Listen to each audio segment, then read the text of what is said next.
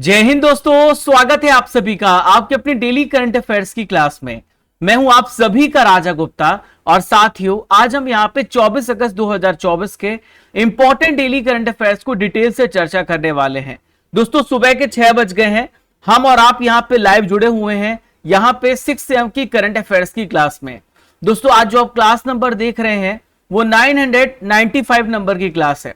भारत की सभी परीक्षाओं के लिए आप करंट अफेयर्स यहां पर देख रहे हैं। तो फ्रेंड्स कॉपी पेन लेकर के बैठ जाइए और जो भी मैं आपको इंपॉर्टेंट पॉइंट बताऊं आप उसे अपनी नोटबुक में नोट कीजिएगा। आइए फ्रेंड्स स्टार्ट करते। सबसे पहला क्वेश्चन आपके स्क्रीन पर ये रहा, भारत और किस देश के बीच में आपूर्ति सुरक्षा समझौते पर हाल ही में हस्ताक्षर हुए हैं? India and which country have signed an supply security agreement? तो फ्रेंड्स इसका राइट आंसर हो जाएगा ये भारत और अमेरिका के बीच में अभी एग्रीमेंट हुआ है, याद रखिएगा, और ये है आपूर्ति सुरक्षा समझौता। देखिए आइए समझते हैं कि सप्लाई सिक्योरिटी एग्रीमेंट होता क्या है। दोस्तों यहां पे भारत और अमेरिका दोनों देशों ने फैसला किया है कि एक दूसरे को ये हथियार सप्लाई करेंगे जब यहां पर जरूरत होगी। तो साथियों भारत की जो यहां पर रक्षा मंत्रालय है और अमेरिका का जो रक्षा विभाग है, इन दोनों ने मिलकर के इस समझौते पर हाल ही में हस्ताक्षर किए हैं।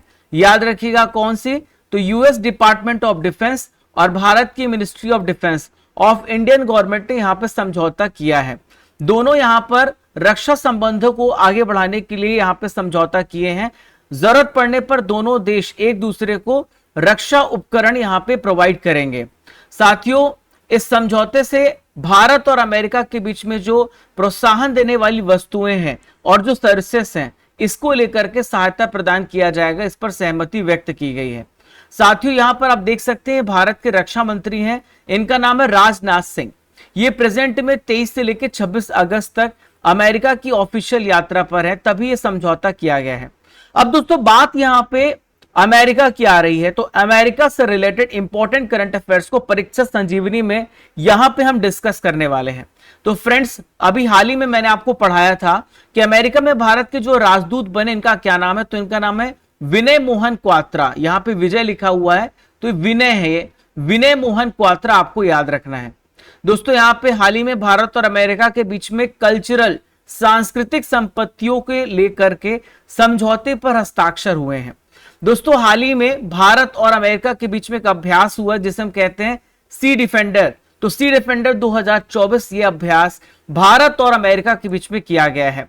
दोस्तों यहां पे बायो फार्मास्यूटिकल एक गठबंधन शुरू किया गया है जो कि अमेरिका, जापान, दक्षिण कोरिया और भारत ने मिलकर के इसकी शुरुआत की है।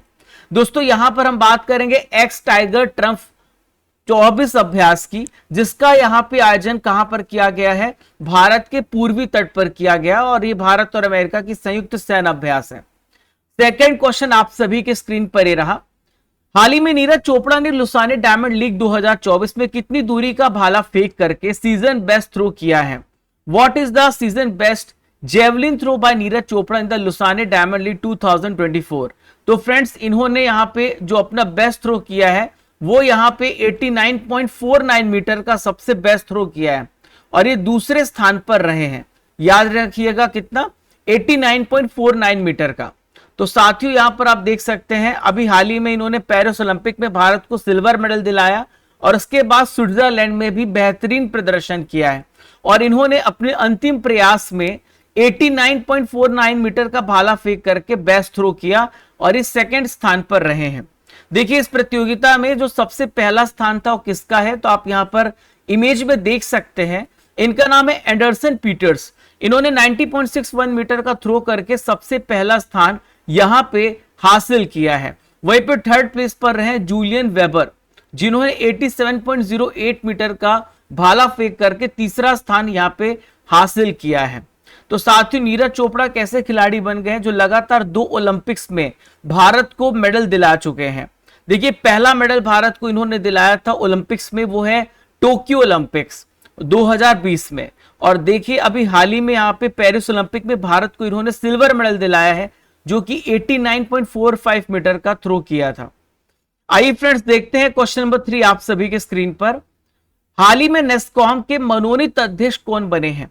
Who has become the president designate of NASSCOM? तो देखिए इसका जो राइट आंसर हो जाएगा वो है राजेश नंबियार। राजेश नंबियार नेस्कॉम के मनोनीत अध्यक्ष यहाँ पे बनाए गए हैं।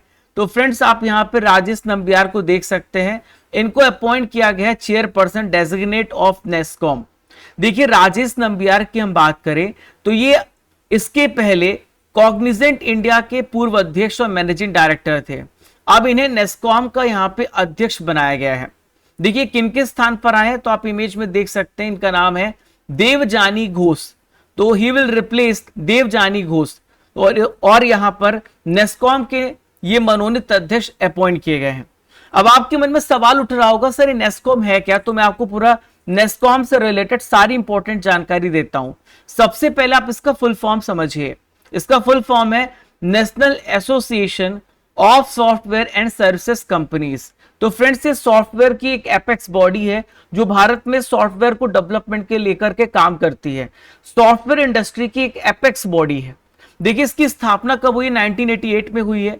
इसमें 3000 से ज्यादा कंपनियां यहां पर इसकी मेंबर हैं। अब इसके जो फाउंडर अगर आपसे पूछा जाए तो आप बताएंगे ये है नंदन नीलेकणी और दूसरे देवांग मेहता जी।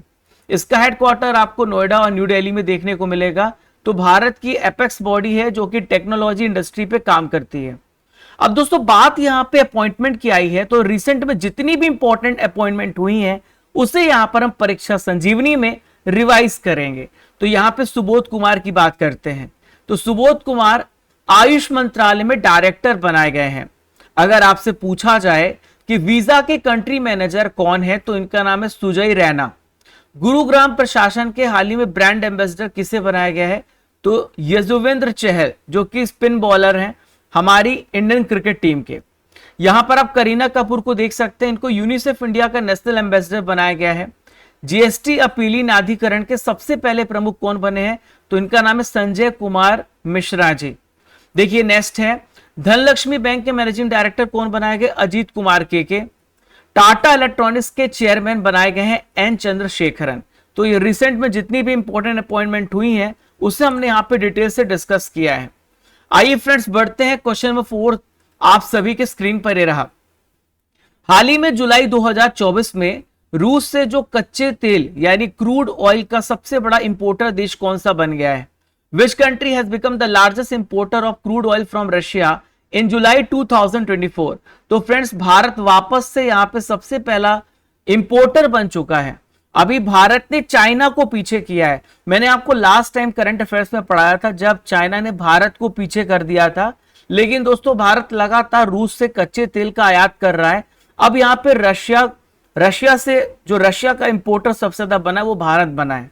तो साथियों दुनिया का सबसे बड़ा यहाँ पे भारत जो है तेल आयातक देश बन गया है और ये रिकॉर्ड जो अभी पहुंच चुका है ये हो गया है 2.07 मिलियन बैरल प्रतिदिन यहाँ पे इंपोर्ट भारत कर रहा है। जुलाई मंथ की रिपोर्ट मैं आपको बता रहा हूं। अगर एग्जाम में क्वेश्चन आए तो आप इसे अपडेट कर लीजिएगा क्योंकि करंट अफेयर्स में ऐसे प्रश्न पूछ लिए जाते हैं जो रिसेंट में ही अभी हुए हैं, बदलाव किए गए हैं। तो साथियों आपको बता दें कि फरवरी 2022 में रशिया यूक्रेन के बीच में युद्ध स्टार्ट हुआ था और इस युद्ध को 2.5 साल लगभग हो चुके हैं। तो फ्रेंड्स यहाँ पे रशिया पे बहुत सारे देशों ने सैंक्शन लगाया था, बैन लगाया था और उस समय भारत ने यहाँ पे अपॉर्चुनिटी देखी, आपदा में अवसर में बदला जिसे आप समझते हैं। तो भारत का रूस के साथ यहाँ पे व्यापार बढ़ा है और भारत रूस से मुख्य रूप से जो मोस्टली कच्चा तेल और यहाँ पे फर्टिलाइजर इंपोर्ट करता है। अब दोस्तों बात यहाँ पे रशिया की आ रही, तो रशिया से रिलेटेड इंपॉर्टेंट करंट अफेयर्स को डिटेल से यहाँ पे चर्चा करेंगे। तो देखिए यहाँ पे विनय कुमार की इमेज आप देख सकते हैं। तो विनय कुमार को अपॉइंट किया गया एम्बेसडर, भारत का एम्बेसडर अपॉइंट किया गया रशिया में। हाल ही में वर्ल्ड साइबर क्राइम इंडेक्स जारी किया गया और इस मामले में रशिया जो है ये सबसे टॉप में है।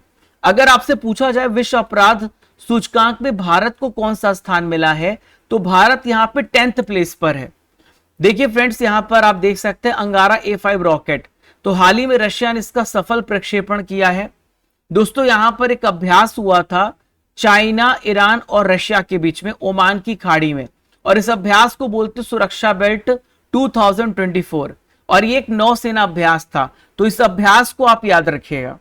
आइए बढ़ते फ्रेंड्स क्वेश्चन नंबर 5 आपके स्क्रीन पर। 5वां प्रश्न आप सभी के स्क्रीन पर ये रहा। गिरीश साहनी कौन है जिनका हाल ही में निधन हो चुका है? Who is Girish Sahni who passed away recently? तो फ्रेंड्स ये है CSIR के पूर्व प्रमुख, आप यहां पे देख सकते हैं फॉर्मर CSIR चीफ थे गिरीश साहनी, जो अब हमारे बीच में नहीं रहे। आइए पूरी डिटेल्स को समझते हैं। तो देखिए आप यहां पर देख सकते हैं, तो देश की जो सबसे पहली स्वदेशी क्लॉट बस्टर दवा की जो टेक्निक डेवलप किया था वो गिरीश साहनी ने डेवलप किया था और इनका हाल ही में निधन हो चुका है। ये क्लॉट बस्टर होता क्या है? देखिए हमारे शरीर में खून का थक्का जम जाता है, ब्लड की क्लॉटिंग होती है और ब्लड की क्लॉटिंग की वजह से हमारी डेथ भी हो सकती है, क्योंकि ब्लड जो है वो तरल अवस्था में बहता रहता है, लिक्विड फेज में बहता रहता है। अगर वो क्लॉट हो जाएगा तो हमारी तुरंत ही डेथ हो जाएगी। तो इसको लेकर के दवा इन्होंने बनाया था। गिरीश साहनी CSIR के पूर्व प्रमुख थे जिनका निधन हुआ है। तो साथियों जो क्लॉट बस्टर दवा होती है वो हमारे हृदय की जो जहां पर रुकावट आती है, थक्का जमता है, उसको तोड़ देता है और हमारा जो ब्लड है वो लगातार फ्लो होता रहता है। तो एक इंपॉर्टेंट इनकी अचीवमेंट थी जो मैंने आपको बताई है। इसके अलावा दोस्तों इनको एक इंपॉर्टेंट प्राइज भी मिला था, पुरस्कार मिला था, जिसे हम कहते हैं national biotechnological product development award, राष्ट्रीय जैव प्रौद्योगिकी उत्पाद विकास पुरस्कार 2002 में मिला था। अब दोस्तों बात यहाँ पे निधन की आई तो जितने भी इंपॉर्टेंट निधन रिसेंट में हुए हैं उन सभी निधनों की यहाँ पे चर्चा करेंगे। तो हाल ही में राकेश पाल जी का निधन हुआ हार्ट अटैक की वजह से, जो कि भारत के ये तट रक्षक बल के महानिदेशक थे, DG थे। हाल ही में मेघालय के पूर्व मुख्यमंत्री जी का निधन हो गया, इनका नाम है सालसेंग मराक। देखिए अग्नि मिसाइल के जो जनक हैं वो RN अग्रवाल है, फादर ऑफ अग्नि मिसाइल कहे जाते हैं। इनका भी हाल ही में निधन हो चुका है। भारत के former foreign minister Manmohan Singh ji के कार्यकाल में थे ये नटवर सिंह, इनका निधन हो चुका है। नोबेल पुरस्कार विजेता भौतिक विज्ञानी सुंग दाओ का निधन हो गया है। गांधीवादी विचारधारा रखने वाली शोभना रानाडे अब हमारे बीच में नहीं रहे। प्रभात जाकौन थे MP के दिग्गज BJP नेता थे जिनका हाल ही में निधन हो गया है। दोस्तों यहाँ पे हम बात करेंगे स्टडी कर एप्लीकेशन की। जितने भी नए छात्र हमारे साथ यहाँ पे लाइव जुड़े हुए हैं उन सबको मैं बता दूं, स्टडी कर एप्लीकेशन को आपको गूगल प्ले स्टोर से डाउनलोड करना है। डाउनलोड करने के बाद आप डेली करंट अफेयर सेक्शन में जाएंगे तो आधे घंटे बाद इस क्लास की PDF आपको डेली मिल जाती है। किसी भी दिन की, किसी भी महीने की PDF आप डाउनलोड कर सकते हैं। जब आप यहाँ पे ई-बुक सेक्शन में जाएंगे तो आप हर महीने की हिंदी मीडियम में, इंग्लिश मीडियम में मंथली करंट अफेयर्स को डाउनलोड कर सकते हैं। मैराथन क्लास PDF यहां से डाउनलोड कर सकते हैं, ईयरली, हाफ ईयरली। और दोस्तों GK GS की सभी विषयों की, पॉलिटी, हिस्ट्री और ज्योग्राफी, सबकी ई-बुक्स यहाँ पे अवेलेबल कराई गई है। दोस्तों जनवरी से लेकर अगस्त तक 8 महीने की करंट अफेयर्स की ई-बुक आपको यहाँ पे मिलेगी, ईयरली और हाफ ईयरली में। आप इसे डाउनलोड कर सकते हैं। डेली करंट अफेयर्स का यहाँ पर आपको डेली टेस्ट देना, टेस्ट सीरीज यहाँ पे है और यहाँ पर डेली हम रैंक भी बताते हैं। अगर आप मंथ वाइज टेस्ट देना चाहते तो मंथली करंट अफेयर्स में टेस्ट दीजिएगा, अगर आप मंथ वाइज नहीं देना चाहते तो मॉक टेस्ट दीजिएगा। देखिए कल जो टॉपर रहे उनके बारे में डिस्कस करते तो अनिल कुमार टॉपर थे, 23 अगस्त का रिजल्ट है। Ajit Kumar 2nd, Harish 3rd, Anshu 4th, Anil Sahu 5th, Ghanshyam 6th, Sohan 7th, 8th है यहाँ पे सोयांगश्री और 9th है विकास और 10th है प्रथम चौहान। कॉन्ग्रेचुलेशन आप सभी को। आप डेली टेस्ट दीजिए, डेली रैंक यहाँ पे प्राप्त कर सकते हैं। और दोस्तों यहाँ पे टेस्ट पास को देख लीजिएगा जहां पर आपको 1 साल की वैलिडिटी के साथ 3000 प्लस टेस्ट मिलते हैं। और साथियों मैं आपको बता दूं ये स्टैटिक जीके की बुक हमारी लॉन्च हुई, जो वेबसाइट से आप डाउनलोड कर सकते हैं, हिंदी और इंग्लिश दोनों मीडियम में। आज की नॉलेज की फैक्ट्री में हम यहाँ पे पर्यावरण से संबंधित इंपॉर्टेंट दिवसों को डिस्कस करेंगे जो आपसे एग्जाम में पूछे जा सकते हैं। आइए यहाँ पे डिटेल से चर्चा करते हैं। तो देखिए सबसे पहले हम बात करते हैं नदियों के लिए अंतर्राष्ट्रीय कार्रवाई दिवस। तो ये कब सेलिब्रेट किया जाता है? 14 मार्च को नदियों की सफाई के लिए दिवस हम मनाते हैं। वर्ल्ड मीटरोलॉजिकल डे ये कब मनाया जाता है? 23 मार्च को मनाया जाता है। और 23 मार्च को हम यहाँ पे शहीद दिवस भी मनाते हैं। विश्व कछुआ दिवस हम कब मनाते हैं फ्रेंड्स? तो 23 मई को मनाते हैं। वर्ल्ड रेन फॉरेस्ट डे ये 22 जून को सेलिब्रेट करते हैं। अंतरराष्ट्रीय उष्ण कटिबंधीय दिवस 29 जून को, 29 जून को। प्लास्टिक बैग से फ्री होने के लिए, प्रदूषण को खत्म करने के लिए 3 जुलाई को हम इस दिवस को मनाते हैं। 16 जुलाई को हम वर्ल्ड स्नेक डे मनाते हैं। वर्ल्ड एलिफेंट डे फ्रेंड्स 12 अगस्त को, और विश्व युवा दिवस दोनों ही दिवस हम यहां पे मनाते हैं। वर्ल्ड राइनो डे यानी विश्व गैंडा दिवस 22 सितंबर को सेलिब्रेट करते हैं। आइए फ्रेंड्स बढ़ते हैं, क्वेश्चन नंबर 6 आप सभी की स्क्रीन पर ही रहा। भारत में सबसे ज्यादा सार्वजनिक इलेक्ट्रिक वाहन चार्जिंग स्टेशन किस राज्य में है, आपसे पूछा जा रहा है। Which state has the highest number of public electric vehicles charging station in India. तो देखिए फ्रेंड्स, कर्नाटक राज्य में सबसे ज्यादा आपको चार्जिंग स्टेशन देखने को मिलेंगे। देखिए आप सभी को पता, आने वाला जमाना जो इलेक्ट्रिकल व्हीकल्स का है, तो यहां पे सरकार की जिम्मेदारी है जगह जगह पर चार्जिंग स्टेशन बनाना। जिस प्रकार से हमारे जगह जगह पर आपको फ्यूल स्टेशन देखने को मिलते हैं, उसी प्रकार से चार्जिंग स्टेशन भी बनाना इंपॉर्टेंट है। तो ब्यूरो ऑफ एनर्जी एफिशिएंसी की रिपोर्ट यहां पे पेश की गई है। यहां पे बताया गया है कि कर्नाटक में सबसे ज्यादा आपको इलेक्ट्रिक वाहन चार्जिंग स्टेशन देखने को मिलेंगे। यहां पर 5765 चार्जिंग स्टेशन पॉइंट्स आपको देखने को मिलेगा। और दोस्तों, कर्नाटक ने 2017 में ही फैसला कर लिया था कि यहाँ पे इलेक्ट्रिकल व्हीकल्स नीति वो पेश करेंगे, और ये पेश करने वाले सबसे पहले ये स्टेट थे। दोस्तों, यहाँ पे राज्य सरकार का फैसला है कि 2024 के बजट में इन्होंने फैसला किया था कि 2500 ईवी चार्जिंग स्टेशन यहाँ पे स्थापित किए जाएंगे। अब दोस्तों, बात यहाँ पे कर्नाटक की आ रही, तो कर्नाटक से रिलेटेड इंपॉर्टेंट करंट अफेयर्स को डिस्कस करेंगे। तो साथियों, तूते धारा या फिर अग्नि केली त्योहार ये कहां पे मनाया जाता है, तो कर्नाटक राज्य में मनाया जाता है। गृह लक्ष्मी योजना, लाडली बहना योजना जैसी है, कर्नाटक राज्य में स्टार्ट की गई है। 21 साल से कम आयु के लोगों को यहाँ पे हुक्का और तंबाकू का सेवन नहीं करना है। यहाँ पे कर्नाटक राज्य ने इस पर प्रतिबंध लगाया हुआ है। आइए फ्रेंड्स बढ़ते, क्वेश्चन नंबर 7 आप सभी की स्क्रीन पर ही रहा। Indian national car racing championship, इसे जीतने वाली सबसे पहली महिला रेसर कौन बनी, आपको इसका आंसर कमेंट बॉक्स पे देना है। तो फ्रेंड्स, इसका राइट आंसर हो जाएगा डायना पंडोले। डायना पंडोले यहाँ पे पहली महिला रेसर बन गई हैं जो Indian national car racing championship जीत चुके हैं। आप यहाँ पे डायना पंडोले को देख सकते हैं, ये अपनी रेसिंग कार के साथ हैं। तो साथियों, डायना पंडोले ने एमआरएफ सॉल्यूशंस कैटेगरी में चैंपियनशिप खिताब यहाँ पे जीता है। और साथियों, ये जो उपलब्धि है, ये प्राप्त करने वाली सबसे पहली भारतीय महिला बन चुकी हैं। देखिए, इनका संबंध महाराष्ट्र राज्य से है, ये पुणे की रहने वाली हैं। और इस जो चैंपियनशिप का आयोजन हुआ था वो चेन्नई में किया गया था। कहां पर हुआ था फ्रेंड्स, ये चेन्नई में आयोजित किया गया था। अब दोस्तों, बात यहां पे महिलाओं की आई है, प्रथम महिलाओं की।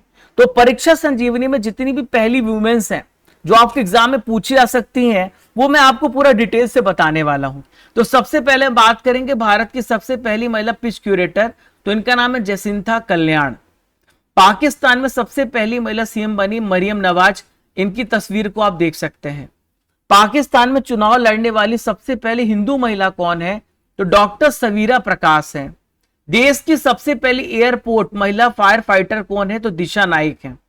आइए बढ़ते दोस्तों, क्वेश्चन नंबर 8 आप सभी के स्क्रीन पर ही रहा। Modi's governance Triumph reshaping India's part 2 prosperity, इस पुस्तक के लेखक कौन है। Who is the author of book Modi's governance Trump reshaping India's part 2 prosperity.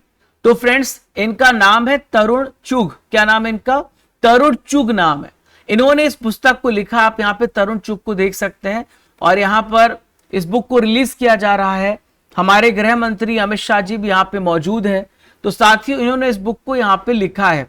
इस पुस्तक में पीएम मोदी जी की जो पॉलिसीज हैं, नीतियां हैं, उन सब के बारे में डिटेल से यहाँ पे बताया गया है, और किस प्रकार से यहाँ पे भारत की प्रगति में पीएम मोदी जी का योगदान था, उस पर यहाँ पे फोकस किया गया, प्रकाश डाला गया है।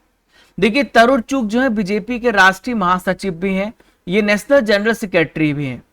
अब कुछ इंपॉर्टेंट बुक्स हाल ही में यहाँ पे बड़े बड़े ऑथर्स के द्वारा लिखी गई है, उसे भी रिवाइज करते हैं। तो वॉल्टर इसाक्सन ने यहाँ पे जो बुक लिखी वो एलन मस्क पे लिखी है, नथिंग बट द ट्रुथ, इसे ऋषभ शाह जी ने लिखा है।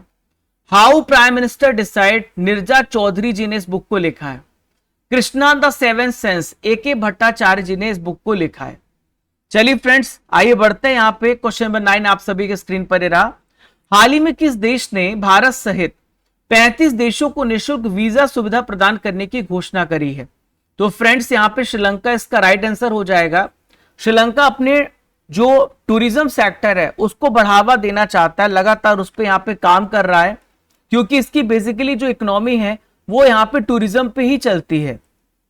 तो श्रीलंका ने फैसला किया है कि भारत सहित जितने 35 देश हैं उनको निशुल्क वीजा सुविधा प्रदान किया जाएगा। 1 अक्टूबर से फैसला किया गया है।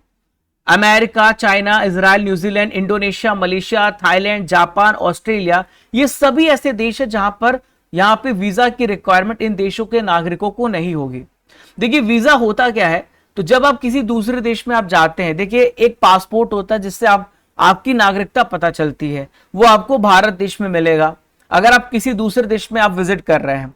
लेकिन दोस्तों आपको परमिशन लेनी पड़ती है जब आप दूसरे देश जाते हैं, और इसी परमिशन को वीजा कहा जाता है। ठीक है, ओके। अब दोस्तों यहाँ पे श्रीलंका की बात आए तो श्रीलंका से रिलेटेड जितने भी इंपॉर्टेंट करंट अफेयर्स हैं परीक्षा संजीवनी में यहाँ पे डिस्कस करेंगे।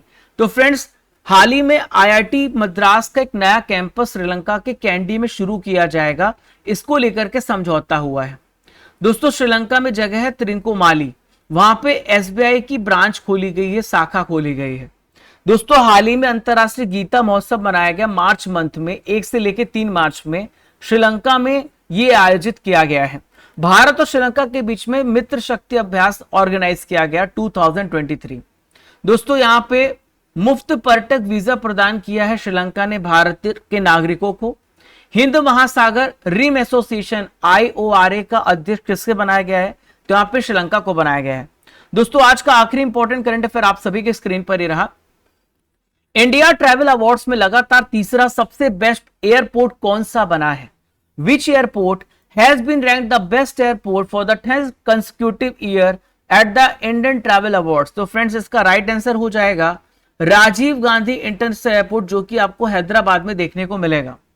तो दोस्तों इंडिया ट्रैवल अवार्ड्स में लगातार तीसरे साल सबसे बेस्ट हवाई अड्डे का पुरस्कार राजीव गांधी इंटरनेशनल एयरपोर्ट को मिला है। देखिए ये कहां पर है फ्रेंड्स, तो हैदराबाद में है। हैदराबाद यहां पर है, आपको याद रखिएगा ये एयरपोर्ट। तो सबसे बेस्ट यहां पर एयरपोर्ट का पुरस्कार इनको दिया गया है। साथियों भारत और दक्षिण एशिया में सबसे बेस्ट हवाई अड्डा स्टाफ 2024 भी पुरस्कार इन्हें मिला था, जो कि जर्मनी में इनको प्रोवाइड किया गया था। इंटरनेशनल एयरपोर्ट को बेस्ट अवार्ड यहां पे दिया गया था। देखिए जो राजीव गांधी इंटरनेशनल एयरपोर्ट है ये तो आपको पता चल गया हैदराबाद में। हैदराबाद जो है तेलंगाना राज्य में है। 2008 में इसकी स्थापना की गई थी। अब जितने भी इंपॉर्टेंट हवाई अड्डे अभी यहां पर है भारत में, मैं आपको सभी तो नहीं बता सकता, मैं आपको इंपॉर्टेंट बता रहा हूं जो आपको एग्जाम में देखने को मिलेंगे। तो सबसे पहला है राजीव गांधी अंतरराष्ट्रीय हवाई अड्डा। ये कहां पर है फ्रेंड्स? हैदराबाद तेलंगाना में है, जिसको अभी बेस्ट अवार्ड मिला है। इंदिरा गांधी अंतरराष्ट्रीय हवाई अड्डा दुनिया का 9वां सबसे बिजिएस्ट एयरपोर्ट है, न्यू दिल्ली में है। सरदार वल्लभ भाई पटेल अंतरराष्ट्रीय हवाई अड्डा, ये आपको अहमदाबाद गुजरात में देखने को मिलेगा। कालीकट अंतरराष्ट्रीय हवाई अड्डा, ये कोझिकोड केरल में आपको देखने को मिलेगा। चौधरी चरण सिंह अंतरराष्ट्रीय हवाई अड्डा फ्रेंड्स ये कहां पर है? लखनऊ यूपी में है। नेताजी सुभाष चंद्र बोस अंतरराष्ट्रीय हवाई अड्डा, ये कोलकाता पश्चिम बंगाल में है। डबुलिम जरूर याद रखिएगा, तो डबुलिम हवाई अड्डा गोवा में है, डबुलिम में है। मंगलुरु अंतरराष्ट्रीय हवाई अड्डा फ्रेंड्स मंगलुरु कर्नाटका में है। दोस्तों यहाँ पे 10 महत्वपूर्ण करंट अफेयर्स को मैंने डिटेल से पढ़ लिया। अब बारी है RRR सेशन की, जहां पर हम पुराने महीनों के करंट अफेयर्स का रिवीजन करते हैं। तो क्या आप सभी तैयार हैं? तो पहला क्वेश्चन आप सभी की स्क्रीन पर ही रहा। एनटीपीसी विद्युत व्यापार निगम लिमिटेड के द्वारा किस राज्य में ग्रीन चारकोल प्लांट स्थापित किया जाएगा, आपसे पूछा जा रहा है। तो फ्रेंड्स यहां पर हरियाणा में इसे स्थापित किया जाएगा। कारगिल विजय दिवस कब मनाया जाता है फ्रेंड्स? तो हर साल 26 जुलाई को कारगिल विजय दिवस सेलिब्रेट किया जाता है। राष्ट्रपति भवन के दरबार हॉल का नाम बदल गया है और ये क्या कर दिया गया? तो फ्रेंड्स इसे गणतंत्र मंडप कर दिया गया है। नेक्स्ट है अंतरराष्ट्रीय टेनिस हॉल ऑफ फेम में शामिल होने वाले सबसे पहले एशियाई पुरुष टेनिस खिलाड़ी कौन बने हैं? तो फ्रेंड्स लिएंडर पेस यहां पे बने हैं। नेक्स्ट है H125 हेलीकॉप्टर्स के निर्माण को लेकर टाटा एडवांस सिस्टम्स लिमिटेड और किसके बीच में समझौता हुआ है? तो फ्रेंड्स एयरबस हेलीकॉप्टर्स के बीच में समझौता किया गया है। आप सभी इसका आंसर कमेंट बॉक्स पे देते रहिए। मैं कमेंट बॉक्स पे आप सभी के क्वेश्चंस का आंसर देख रहा हूं। वन और जलवायु परिवर्तन राज्य मंत्री कीर्तिवर्धन सिंह के अनुसार देश के कितने प्रतिशत भाग पर वन है? तो ये 21.71% पे है। किस राज्य में पर्यटक वाहनों के लिए कचरा बैग ले जाना अनिवार्य कर दिया गया है? तो फ्रेंड्स सिक्किम राज्य में यहां पे अनिवार्य किया गया है। श्रमिक बसेरा योजना किस राज्य में शुरू की गई है? तो फ्रेंड्स इसे गुजरात राज्य में स्टार्ट किया गया है। रिगोबेरता मेंचुटूम को गांधी मंडेला पुरस्कार 2020 मिला है। इनका संबंध किस देश से है? तो ग्वाटेमाला से बिलोंग करते हैं। किस राज्य में मोइदम को भारत के 43वें विश्व विरासत स्थल के रूप में घोषित किया गया? तो फ्रेंड्स असम में है, यह कब्रिस्तान है। दोस्तों यहाँ पे 23 अगस्त जो कल करंट अफेयर्स आप सभी ने पढ़ा था उसका रिवीजन करेंगे। सभी को एक तरफ से आंसर देना है कमेंट बॉक्स पे। एमपी सरकार ने लता मंगेशकर पुरस्कार 2023 किसे दिया है? तो के.एस. चित्रा को यह अवार्ड यहां पे दिया गया है। डॉक्टरों की सुरक्षा सुनिश्चित करने के लिए सुप्रीम कोर्ट ने कितने मेंबर वाले राष्ट्रीय टास्क फोर्स का गठन किया है? तो 10 मेंबर वाले यहां पे टास्क फोर्स का गठन किया गया। भारत यूरोपीय संघ क्षेत्रीय सम्मेलन का आयोजन कहां पर किया गया है? तो फ्रेंड्स न्यू दिल्ली में इसको ऑर्गेनाइज किया गया है। 700 मेगावाट का परमाणु ऊर्जा रिएक्टर काकरापार परमाणु ऊर्जा स्टेशन चालू हो गया है। ये किस राज्य में है? तो फ्रेंड्स ये गुजरात राज्य में है। नेक्स्ट है, हाल ही में वैज्ञानिकों ने किस ग्रह की सतह की गहराई में तरल जल की खोज की है? तो मंगल ग्रह पर इसकी खोज की गई है। 26वें सीएट क्रिकेट पुरस्कार में वर्ष का सबसे बेस्ट अंतरराष्ट्रीय क्रिकेटर किसे चुना गया? तो हमारे फेवरेट रोहित शर्मा को चुना गया। इसरो के द्वारा अगले 5 सालों में कितने सैटेलाइट लॉन्च किए जाएंगे? तो अगले 5 सालों में 70 सैटेलाइट को लॉन्च किया जाएगा। जो पहला राष्ट्रीय अंतरिक्ष दिवस है ये कब मनाया गया? तो फ्रेंड्स कल हमने 23 अगस्त को सबसे पहला राष्ट्रीय अंतरिक्ष दिवस मनाया है। जर्मनी संयुक्त राष्ट्र कमान का 18वां सदस्य देश कौन सा बना है? तो फ्रेंड्स इसका जो राइट आंसर हो जाएगा जर्मनी हो जाएगा। जर्मनी यहां पे लिखा हुआ है, जर्मनी इसका राइट आंसर है। अनवर इब्राहिम किस देश के पीएम है जो भारत की यात्रा पर आए हैं? तो फ्रेंड्स ये मलेशिया के पीएम है जो भारत की यात्रा पर आए हैं। दोस्तों ल्यूसेंट जीके के एमसीक्यू को यहां पे डिस्कस करेंगे, साइंस के इंपॉर्टेंट क्वेश्चंस को मेरे साथ आप सभी जल्दी जल्दी रिवीजन करिएगा और आंसर दीजिएगा। एक निश्चित स्तर से ऊपर किसी विमान की ऊंचाई को मापने के लिए किस वैज्ञानिक उपकरण का इस्तेमाल किया जाता है? तो अगर हमें ऊंचाई को यहां पे मेजर करना है तो आल्टीमीटर का यूज करना होगा। एक पाइप में बहने वाले द्रव की प्रवाह की गति और दर को मापने के लिए उपयोग किए जाने वाले उपकरण का क्या नाम है? तो इसे वेंचुरी मीटर कहते हैं। भूकंप को पहचानने और उन्हें रिकॉर्ड करने के लिए किस उपकरण का इस्तेमाल किया जाता है? तो सिस्मोग्राफ का इसमें यूज किया जाता है। मीटर जो वाहन की चाल मापता है वो क्या कहलाता है? तो इसे हम पथमापी कहते हैं। नेक्स्ट है, सेक्सटेंट उपकरण का प्रयोग निम्नलिखित में किसमें होता है? आपसे पूछा जा रहा है। तो नौ संचालन नेविगेशन में इसका इस्तेमाल किया जाता है। दोस्तों 24 अगस्त का मैं आपका टेस्ट लेने वाला हूं। आपने बहुत अच्छे से करंट अफेयर्स को पढ़ा है। अब आइए देखते हैं आप कितना यहाँ पे स्कोर करते हैं। तो यहाँ पे विनय मोहन क्वात्रा है। विनय मोहन क्वात्रा किस देश में भारत के राजदूत बने हैं? तो फ्रेंड्स से अमेरिका में भारत के राजदूत बनाए गए हैं। पेरिस ओलंपिक 2024 में नीरज चोपड़ा ने कौन सा मेडल जीता है? तो इन्होंने सिल्वर मेडल यहाँ पे जीता है। दोस्तों नेस्कॉम की स्थापना कब हुई थी आपको बताना है। तो नेस्कॉम की स्थापना कब हुई इसका आंसर आपको कमेंट बॉक्स पे देना है। अंगारा A5 रॉकेट किस देश के द्वारा लॉन्च किया गया है फ्रेंड्स? तो इसका राइट आंसर रशिया हो जाएगा। ड्यूमा किस देश की संसद को कहा जाता है? तो ड्यूमा जो है फ्रेंड्स रशिया की संसद को कहा जाता है। दोस्तों अब आपको एक बहुत ही बढ़िया खबर सुना देता हूं कि कल यूपी पुलिस कांस्टेबल का पेपर हुआ था। अब मैंने यहाँ पे स्क्रीनशॉट लगाए हैं जहां पर आपको पता चलेगा कि कितने सारे क्वेश्चन आपके डेली करंट अफेयर्स की क्लास से आए, जहां पे करंट अफेयर्स भी था और आज स्टैटिक जीके भी था। तो देखिए कल ही हमने पढ़ा था क्रोएशिया की कैपिटल क्या है, देखिए यहाँ पे आया जाग्रेब। इंडियन नेशनल कांग्रेस की स्थापना कब हुई? 1885 में हुई है। विश्व डाक दिवस आपको हमने पढ़ाया था। जून 2024 का गृह मंत्रालय का प्रमुख कौन है ये आपको पता है। इनमें से कौन सी रेखा फ्रांस और जर्मनी के बीच में है? हमने इसको यहाँ पे नॉलेज फैक्ट्री में पढ़ा था। पल्लव राजवंश की राजधानी कहां पर है? आपको मैंने यहाँ पे स्टैटिक जीके पढ़ाया था, आपको याद होगा नॉलेज फैक्ट्री में। एनएचआरसी का फुल फॉर्म क्या है?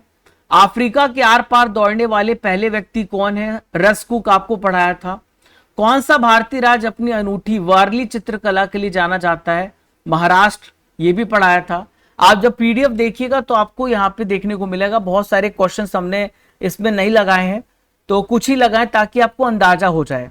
देखिए आपके लिए एक सवाल है, भारत में सबसे ज्यादा सार्वजनिक इलेक्ट्रिक वाहन चार्जिंग स्टेशन किस राज्य में है? आपको इसका आंसर कमेंट बॉक्स पे देना है।